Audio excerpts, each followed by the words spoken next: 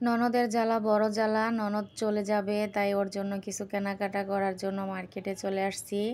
আমিও বাড়িতে যাব, আমার জন্য কিছু টুকিটাকি কেনার আছে, কারণ ছেলের স্কুল বন্ধ হলেই আমি বাড়িতে দৌড় মারি। কারণ ছেলের স্কুল অনেক দিন বন্ধ পাইলে দেখা যায় আমাদের বাড়িতে অনেক টুকিটাকি কাজকাম থাকে, ওগুলা গিয়ে আর কি করি। আসসালামু আলাইকুম গাইজ, দেশ এবং দেশের বাইরে যে যেখান থেকে ভিডিওটি দেখছেন বা দেখবেন, আশা করি সবাই ভালো আছেন, সুস্থ আছেন। পরিবার নিয়ে আলহামদুলিল্লাহ আমিও বেশ ভালো আছি। মার্কেট থেকে এসে দেখি বাজার সদাই নিয়ে টেবিলে রেখে দিয়েছে।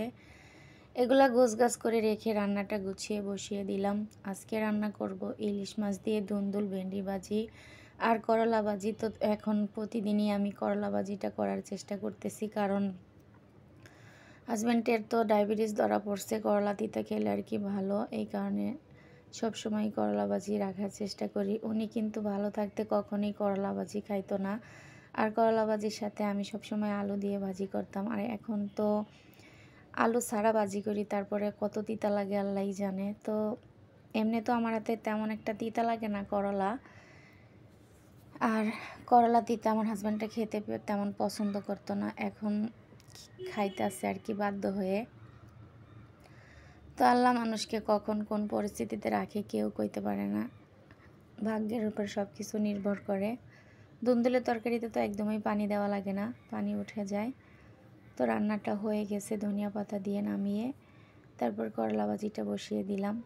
করলাগুলো এত কচকচা, এগুলোর সাথে যদি একটু চিংড়ি মাছ দেওয়া যেত খুব ভালো হতো। তো রান্নাটা হয়ে গেছে, এখন সবাই মিলে খাওয়া দাওয়াটা করে নিব, কারণ আমরা সকালে রুটি খাই না, ভাতই খাই। তো এই তো গোছগাছ করে জায়গার জিনিসগুলো জায়গায় সুন্দর মতো পরিপাটি করে রেখে দিয়েছি, খাওয়া দাওয়াটাও করে নিয়েছি। এখন চুলার পাটটা পরিষ্কার করে নিব সুন্দর মতো।